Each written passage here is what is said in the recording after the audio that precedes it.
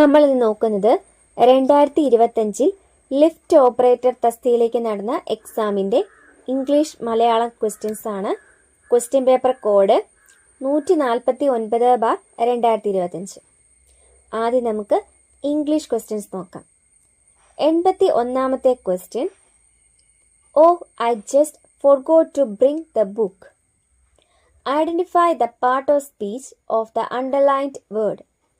തന്നിരിക്കുന്ന സെന്റൻസിൽ അണ്ടർലൈൻ ചെയ്തിരിക്കുന്ന വേർഡ് ഏത് പാർട്സ് ഓഫ് സ്പീച്ചിൽ വരുന്നു എന്നതാണ് ക്വസ്റ്റ്യൻ. തന്നിരിക്കുന്ന സെന്റൻസിൽ ഓ എന്നാണ് അണ്ടർലൈൻ ചെയ്തിരിക്കുന്നത്.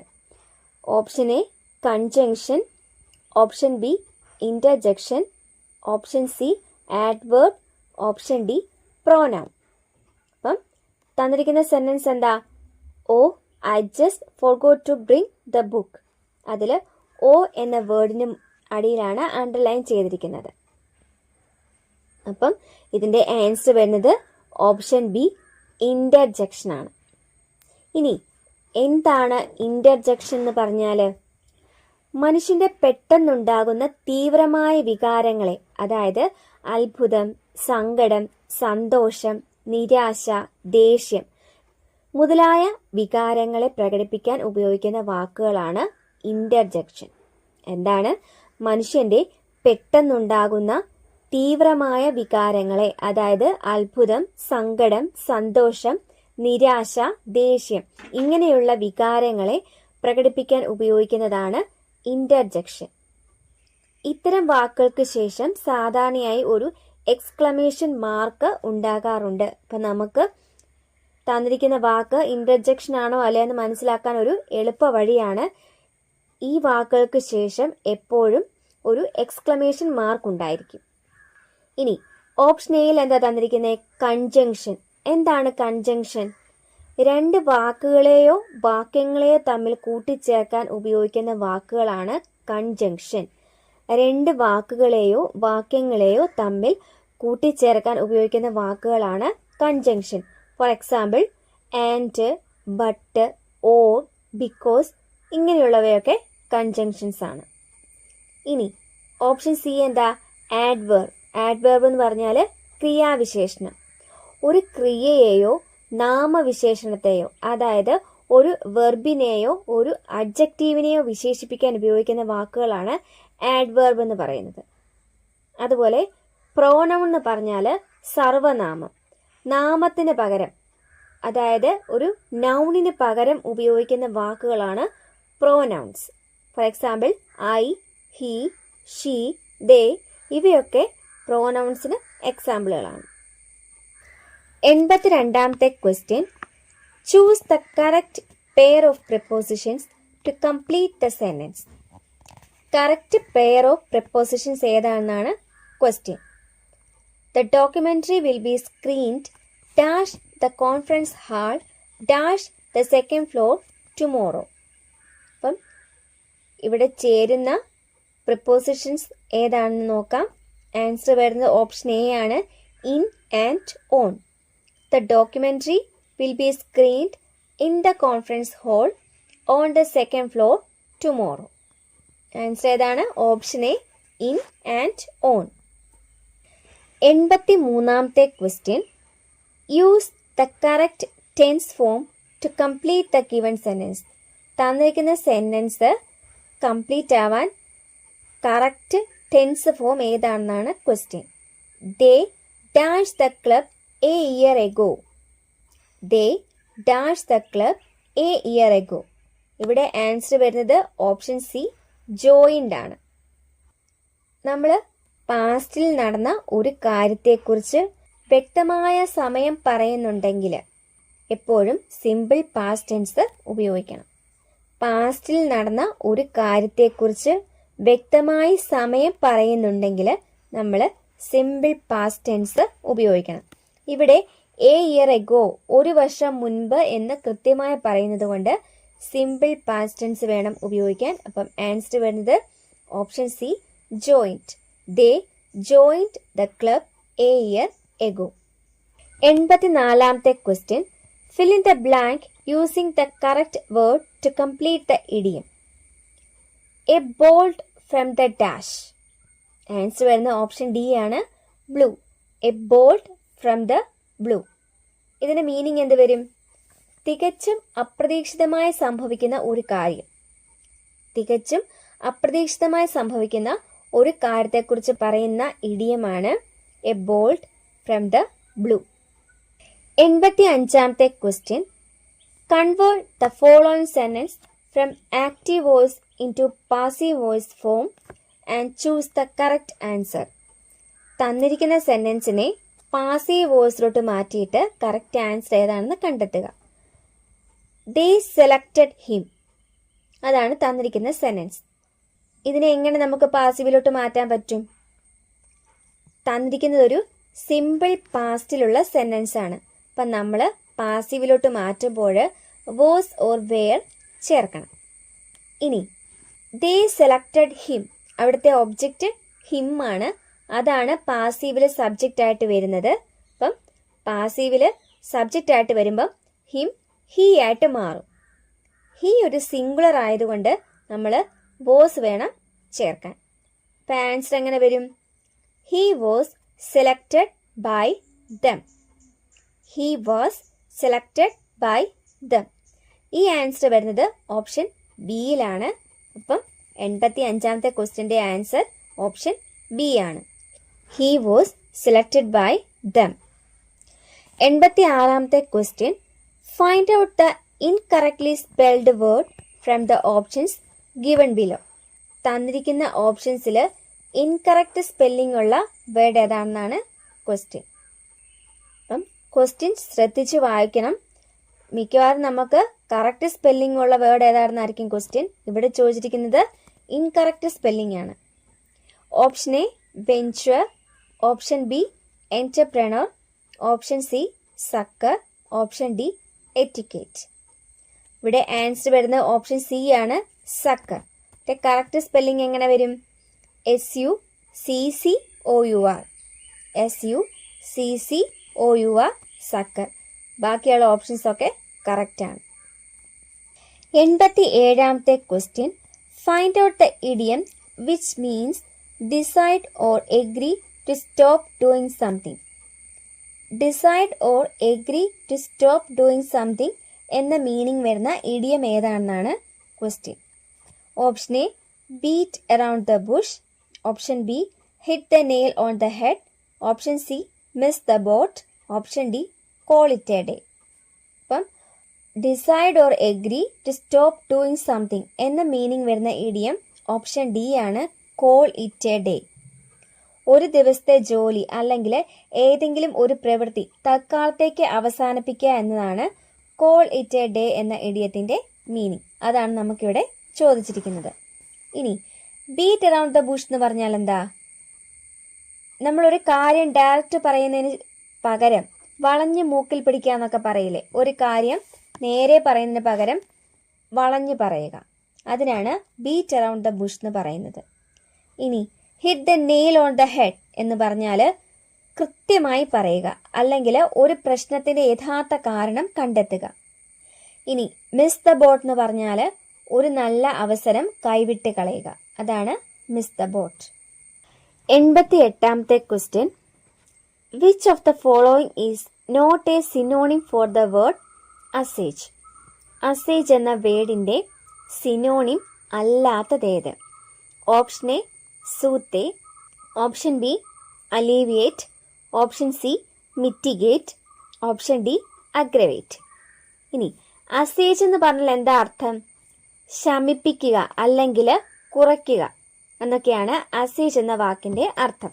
അപ്പം ഇതിന്റെ സിനോണിം വരാത്ത വേർഡ് ഏതാണെന്നാണ് ക്വസ്റ്റ്യൻ. സൂത്തെ എന്ന് പറഞ്ഞാൽ ശാന്തമാക്കുക, ആശ്വാസം നൽകുക, ശമിപ്പിക്കുക എന്നൊക്കെ തന്നെയാണ് സൂതെ എന്ന വാക്കിന്റെ അർത്ഥം. അതുപോലെ അലിവിയേറ്റ് എന്ന് പറഞ്ഞാലും വേദനയോ പ്രയാസമോ കുറയ്ക്കുക എന്നാണ് അർത്ഥം. ഇനി മിറ്റിഗേറ്റിന്റെ അർത്ഥവും കുറയ്ക്കുക എന്ന് തന്നെയാണ്.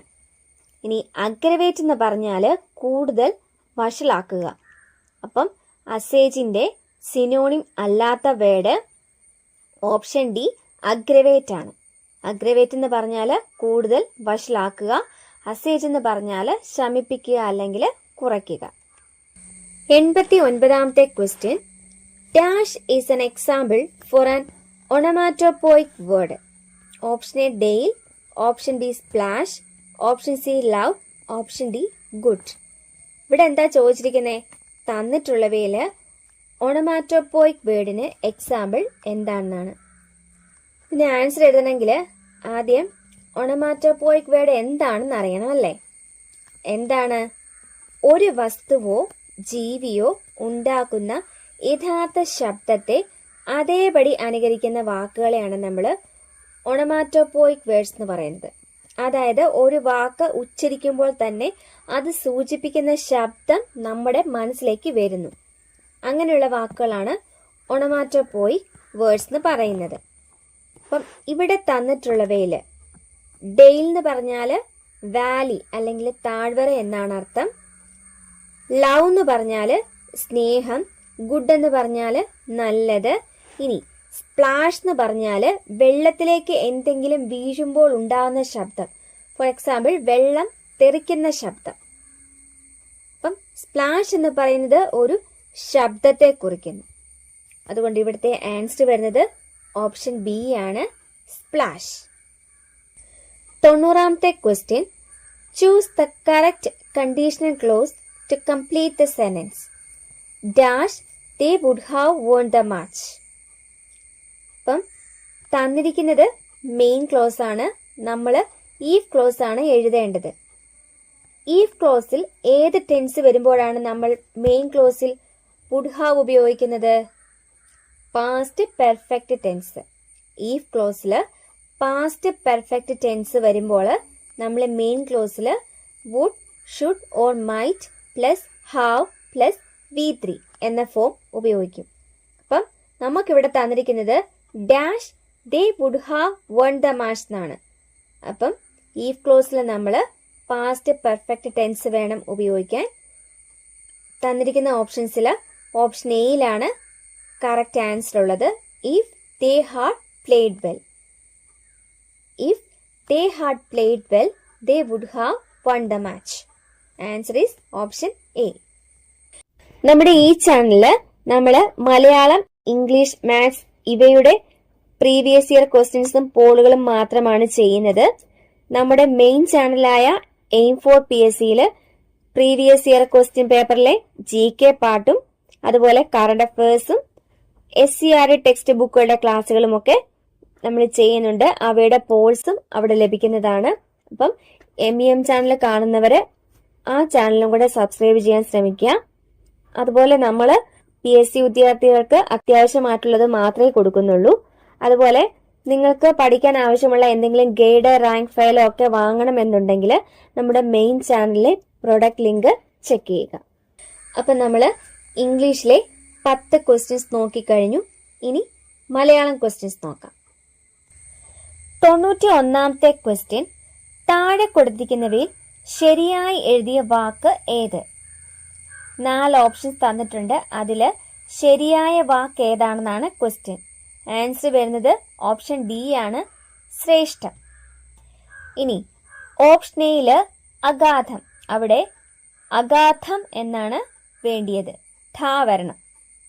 അതുപോലെ ഓപ്ഷൻ ബിയില് വൃശ്ചികം അല്ല, വൃശ്ചികം ആണ്, ഗായല്ല കായാണ് വരേണ്ടത്. ഇനി വിദ്വാൻ അല്ല, വിദ്വാനാണ്, ഠായ്ക്ക് പകരം ദായാണ് വരേണ്ടത്. 92ാമത്തെ ക്വസ്റ്റ്യൻ. മയിൽ എന്ന പദത്തിന്റെ പര്യായ പദം അല്ലാത്തത് ഏത്? ഓപ്ഷൻ എ ബർഹി, ഓപ്ഷൻ ബി ശിഖി, ഓപ്ഷൻ സി കീരം, ഓപ്ഷൻ ഡി കേകി. ആൻസർ വരുന്നത് ഓപ്ഷൻ സി ആണ്, കീരം. കീരം എന്ന് പറഞ്ഞാൽ തത്ത എന്നാണ് അർത്ഥം. അപ്പം മയിൽ എന്ന പദത്തിന്റെ പര്യായ പദങ്ങളാണ് ബർഹി, ശിഖി, കേകി. ബർഹി, ശിഖി, കേകി. ഇനി കീരം എന്ന് പറഞ്ഞാൽ തത്ത എന്നാണ് അർത്ഥം. 93ാമത്തെ ക്വസ്റ്റ്യൻ. തെറ്റായ അർത്ഥമുള്ള ജോഡി കണ്ടെത്തുക. ഓപ്ഷൻ എ ഭ്രമരം വണ്ട്, ഓപ്ഷൻ ബി നവനീതം പ്രാവ്, ഓപ്ഷൻ സി പരഭൃതം കുയിൽ, ഓപ്ഷൻ ഡി നളിനം താമര. ആൻസർ വരുന്നത് ഓപ്ഷൻ ബി ആണ്, നവനീതം പ്രാവ്. നവനീതം എന്ന വാക്കിന്റെ അർത്ഥം പ്രാവ് എന്നല്ല വെണ്ണ എന്നാണ്. നവനീതം, വെണ്ണ. ഇനി 94ാമത്തെ ക്വസ്റ്റ്യൻ, ജഗന്നാഥൻ പിരിച്ചെഴുതിയാൽ. ആൻസർ വരുന്നത് ഓപ്ഷൻ ബി ആണ്, ജഗത് അധികം നാഥൻ. ജഗന്നാഥൻ എന്ന വാക്ക് പിരിച്ചെഴുതിയാൽ ജഗത് അധികം നാഥൻ. 95ാമത്തെ ക്വസ്റ്റ്യൻ, കഷ്ടപ്പെടുത്തുക എന്നർത്ഥം വരുന്ന ശൈലി ഏത്? ആൻസർ വരുന്നത് ഓപ്ഷൻ എ ആണ്, ശതകം ചൊല്ലിക്കുക. കഷ്ടപ്പെടുത്തുക എന്നർത്ഥം വരുന്ന ശൈലിയാണ് ഓപ്ഷൻ എ, ശതകം ചൊല്ലിക്കുക. ഇനി 96ാമത്തെ ക്വസ്റ്റ്യൻ, ഒറ്റപ്പദം കണ്ടെത്തുക. ന്യായശാസ്ത്രം പഠിച്ചവൻ. ആൻസർ വരുന്നത് ഓപ്ഷൻ സി ആണ്, നൈയായികൻ. ന്യായശാസ്ത്രം പഠിച്ചവൻ എന്നതിന്റെ ഒറ്റപ്പദമാണ് ഓപ്ഷൻ സി, നൈയായികൻ. 97ാമത്തെ ക്വസ്റ്റ്യൻ, നൃപ അധികം ഇന്ദ്രൻ ചേർത്തെഴുതിയാൽ. ആൻസർ വരുന്നത് ഓപ്ഷൻ എ ആണ്, നൃപേന്ദ്രൻ. നൃപ അധികം ഇന്ദ്രൻ, നൃപേന്ദ്രൻ. 98ാമത്തെ ചോദ്യം, ശരിയായ പുല്ലിംഗ സ്ത്രീലിംഗ ജോഡി കണ്ടെത്തുക. ഓപ്ഷൻ എ, ലേഖകൻ ലേഖക. ഓപ്ഷൻ ബി, സിംഹം സിംഹിക. ഓപ്ഷൻ സി, സേവകൻ സേവക. ഓപ്ഷൻ ഡി, യവനൻ യവനി. തന്നിട്ടുള്ള ഓപ്ഷൻസിൽ ശരിയായ പുല്ലിംഗ സ്ത്രീലിംഗ ജോഡിയാണ് ഓപ്ഷൻ ഡി, യവനൻ യവനി. ഇനി ലേഖകൻ എന്നതിന്റെ സ്ത്രീലിംഗ രൂപം ലേഖിക ആണ്. ലേഖക അല്ല, ലേഖിക ആണ്. അതുപോലെ സിംഹത്തിന്റെ സ്ത്രീലിംഗം സിംഹിയാണ്, സിംഹിക അല്ല. അതുപോലെ സേവകൻ എന്ന വാക്കിന്റെ സ്ത്രീലിംഗം സേവികയാണ്, സേവക അല്ല. അപ്പം കറക്റ്റ് ആയിട്ടുള്ളത് എങ്ങനെ വരും? ലേഖകൻ ലേഖിക, സിംഹം സിംഹി, സേവകൻ സേവിക, യവനൻ യവനി. 99ാമത്തെ ക്വസ്റ്റ്യൻ, അധോമുഖൻ എന്ന പദത്തിന്റെ വിപരീത പദം ഏത്? ആൻസർ വരുന്നത് ഓപ്ഷൻ ഡി ആണ്, ഉന്മുഖൻ. അധോമുഖൻ എന്ന പദത്തിന്റെ വിപരീത പദമാണ് ഓപ്ഷൻ ഡി, ഉന്മുഖൻ. 100ാമത്തെ ക്വസ്റ്റ്യൻ, തന്നിരിക്കുന്നവയിൽ ശരിയായ വാക്യം ഏത്? ആൻസർ വരുന്ന ഓപ്ഷൻ സി ആണ്, റോഡിൽ കാണുന്ന സീബ്ര വരകൾ പദയാത്രികർക്ക് വേണ്ടിയുള്ളതാണ്. തന്നിരിക്കുന്ന ഓപ്ഷൻസിൽ ശരിയായ വാക്യം ഓപ്ഷൻ സി ആണ്, റോഡിൽ കാണുന്ന സീബ്ര വരകൾ പദയാത്രികർക്ക് വേണ്ടിയുള്ളതാണ്. ഇനി ഓപ്ഷൻ എയിൽ എന്താ തെറ്റ് വന്നിരിക്കുന്നേ? ഈ വസ്തുത പ്രത്യേകിച്ച് എടുത്തു പറയാൻ ഞങ്ങൾ തീരുമാനിച്ചു. പ്രത്യേകിച്ച് എടുത്ത്, ഈ രണ്ട് വാക്കുകളും ഒന്നിച്ചുപയോഗിക്കേണ്ട ആവശ്യമില്ല. അതുപോലെ ഓപ്ഷൻ ബിയിൽ സമ്മേളനത്തിൽ ഏകദേശം 2000-ഓളം പേർ പങ്കെടുത്തു. ഏകദേശം 2000-ഓളം, ഇവ രണ്ടും കൂടെ ഉപയോഗിക്കില്ല. ഇനി ഓപ്ഷൻ ഡിയിൽ ഉത്സവാഘോഷങ്ങൾ അതിര് കടക്കുകയും പരിധി ലംഘിക്കുകയും ചെയ്യരുത്. അതിര് കടക്കുകയും പരിധി ലംഘിക്കുകയും എന്ന് രണ്ടും കൂടെ വേണ്ട, ഏതെങ്കിലും ഒന്ന് മതി. അപ്പം നമ്മൾ 149/2025 ക്വസ്റ്റ്യൻ പേപ്പറിലെ ഇംഗ്ലീഷ് മലയാളം ക്വസ്റ്റ്യൻസ് നോക്കിക്കഴിഞ്ഞു.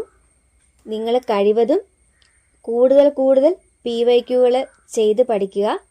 അത് നിങ്ങളുടെ മാർക്ക് നല്ല രീതിയിൽ സ്കോർ ചെയ്യാനായിട്ട് സഹായിക്കും. പുതിയൊരു ക്ലാസ്സിൽ വീണ്ടും കാണാം. Thank you. Happy learning.